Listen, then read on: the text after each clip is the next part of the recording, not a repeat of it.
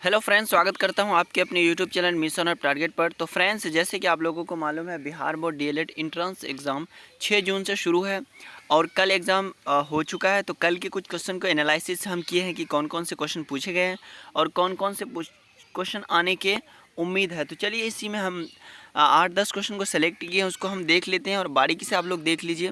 हो सकता है कि अगले शिफ्ट में जो आने वाली शिफ्ट होंगे ये क्वेश्चन आ सकता है। फिलहाल देखिए दोस्तों, पहला जो क्वेश्चन आपकी स्क्रीन पर है, क्या कह रहा है कि जय जवान जय किसान का नारा किसने दिया और किस अवसर पर दिया। ये बहुत बड़ी इंपॉर्टेंट क्वेश्चन है और इससे रिलेटेड आपको क्वेश्चन आ सकता है। ठीक है, तो चलिए हम इसी को थोड़ा सा हम अच्छे से देख लेते हैं।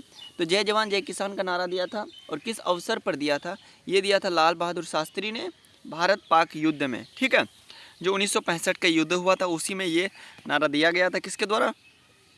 लाल बहादुर शास्त्री के द्वारा। चलिए, नेक्स्ट प्रश्न आपके स्क्रीन पर आप यहाँ पर देख सकते हैं। दूसरा क्वेश्चन कहता है कि योजना आयोग का पदेन अध्यक्ष कौन होता है।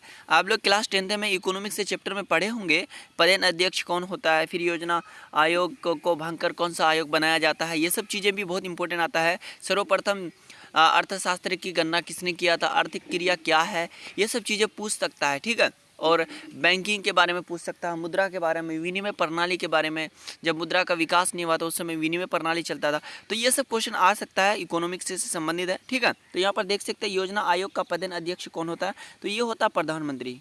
ठीक है, ये कौन होता है? पीएम होता है, यानी प्राइम मिनिस्टर होता है। ये क्वेश्चन का भी आंसर आप लोग याद रखेंगे, हो सकता है नेक्स्ट शिफ्ट में ये पूछा जा सकता है। ठीक है, चलिए अगला प्रश्न आपके स्क्रीन पर क्या कह रहा है कि विटामिन ए का रासायनिक नाम क्या है। What is the chemical name of vitamin A. ठीक है, तो विटामिन ए का जो रासायनिक नाम है उसका नाम होगा रेटिनॉल। याद रखिएगा, ये बहुत ही इंपॉर्टेंट क्वेश्चन है। अगले बार के भी जो एंट्रेंस एग्जाम हुआ था उसमें पूछे गए थे, क्योंकि मैं खुद अटैम्प्ट किया था और उसमें मैंने अटैम्प्ट किया तो अच्छा खासा नंबर आ गया था मेरा। ठीक है, चलिए अगला प्रश्न देखिए स्क्रीन पर क्या कह रहा है क्वेश्चन नंबर 4 में कि गौतम बुद्ध के माता जी का क्या नाम था।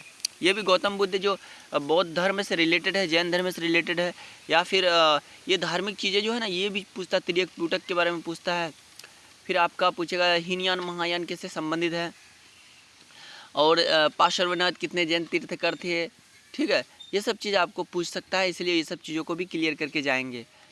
ठीक है, अगला देखिए क्वेश्चन क्या कह रहा है। इसका राइट आंसर होगा माया देवी। क्या होगा? गौतम बुद्ध के जो पिता माता का नाम था वो था माया देवी। गौतम बुद्ध के बचपन का नाम सिद्धार्थ था और उसका बेटा का नाम राहुल था। ठीक है, और उसकी जो वाइफ का नाम था आई थिंक यशोधरा होगा। ठीक है, उसकी वाइफ का नाम। तो ये चीज़ें भी याद रखिएगा, कहीं ना कहीं पूछ सकता है। अगला प्रश्न आपके स्क्रीन पर क्या कह रहा है कि राज्यसभा के सदस्यों का कार्यकाल कितने वर्ष होगा। ठीक है, देखिए ये पॉलिटिकल साइंस का क्वेश्चन है और इस क्वेश्चन में और ये क्वेश्चन होता है, राज्यसभा होता है ना, एक होता है विधानसभा। ठीक, तो राज्यसभा सॉरी लोकसभा होता है, एक राज्यसभा एक लोकसभा। तो राज्यसभा की अगर बात होगी तो 6 साल का इसका कार्यकाल अवधि होता है। कितने साल का? 6 साल का। और अगर लोकसभा पूछेगा तो इसका क्या होगा? इसका 5 साल होता है। ये दोनों क्वेश्चन को याद कर लीजिएगा, बहुत बार पूछा जाता है, रिपीटेड क्वेश्चन है ये। अगला प्रश्न देख सकते हैं आप स्क्रीन पर क्या कह रहा है कि स्वतंत्र भारत के प्रथम गृह मंत्री कौन था। ये भी क्वेश्चन कई बार आता है। इसका जो राइट आंसर होगा वो ऑप्शन नंबर, आपका ऑप्शन तो नहीं है, राइट आंसर हम डायरेक्ट लिखिए क्या, सरदार वल्लभ भाई पटेल। यानी स्वतंत्र भारत के जो प्रथम गृह मंत्री वल्लभ भाई पटेल थे। और अगर एक क्वेश्चन ये भी पूछ सकता है स्वतंत्र भारत के वो एक क्वेश्चन है स्वतंत्र भारत के, ऐसे कुछ बहुत इंपॉर्टेंट क्वेश्चन है, मैं भूल रहा हूँ उसको, मैं अभी याद आएगा तो मैं बताने का काम करूँगा। ठीक है, अगला नेक्स्ट प्रश्न देखिएगा, सबसे बड़ा केंद्र शासित प्रदेश कौन सा है। ये भी बहुत इंपॉर्टेंट क्वेश्चन है, कई बार पूछा गया है।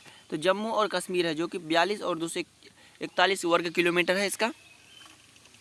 नेक्स्ट प्रश्न देखिए क्वेश्चन नंबर 8 में क्या कह रहा है कि काली मिट्टी का दूसरा नाम क्या है। ये बहुत बार पूछा गया है। तो काली मिट्टी का दूसरा नाम है रेगुन मिट्टी या लावा मिट्टी। ये दो इंपॉर्टेंट क्वेश्चन है, इसको भी आप लोग याद करने का काम करेंगे। अगला प्रश्न देखिए क्वेश्चन नंबर 9 में क्या कहता है, नेरीड किस ग्रह का उपग्रह है। नेरीड किस ग्रह का उपग्रह है? तो इसका मंगल का उपग्रह है। ठीक है, ये सब क्वेश्चन रिपीटेड क्वेश्चन है। अगला क्वेश्चन नंबर 10 में देखिएगा कि आरएनए का मुख्य कार्य क्या होता है। राइबो न्यूक्लिक एसिड, इसका मुख्य कार्य यानी जो मेन फंक्शन होता है ये क्या होता है। तो इसका प्रोटीन का संश्लेषण करना होता है। ठीक है, अगला प्रश्न क्या कहता है कि लार का पीएच मान क्या होता है। तो लार का पीएच मान 6.67 होता है, ये चीज़ याद रखिएगा।